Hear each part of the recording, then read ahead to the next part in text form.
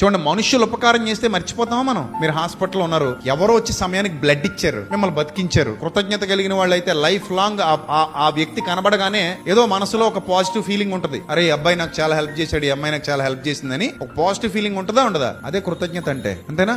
మనుషుల పట్ల ఉంది కృతజ్ఞత. కొంతమంది మందులు ఇస్తారు, కొంతమంది భోజనం పెడతారు, కొంతమంది బట్టలు ఇస్తారు. ఈ రకరకాలు ఇవన్నీ కూడా. ఇవన్నీ చేస్తున్నప్పుడు ఒక పర్సన్ నాకు చేసిన హెల్ప్ ఇదని గుర్తుపెట్టుకుంటారు. అంత ఎందుకండి, ఒక అబ్బాయి ఎగ్జామ్ కి వెళ్తున్నప్పుడు అతని బైక్ టైర్ పంచర్ అయిపోయింది. త్వరగా ఎగ్జామ్ కి వెళ్ళాలి, రాయాలి.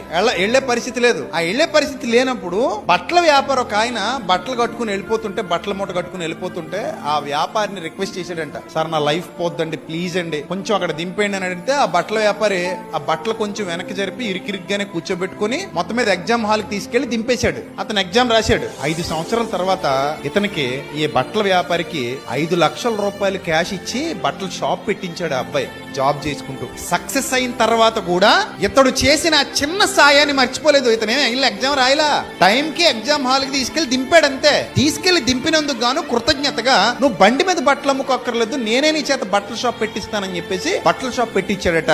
అది ఆ మనిషి ఆ వ్యక్తి పట్ల చూపినటువంటి కృతజ్ఞత. ఈ కృతజ్ఞత ప్రతి మనిషిలో ఉండాలి, లేకపోతే అసలు మన మనుషులమే కాదు. సాయం చేసినప్పుడు కనీసం థ్యాంక్స్ చెప్పే గుణమైనా మనలో ఉండాలి.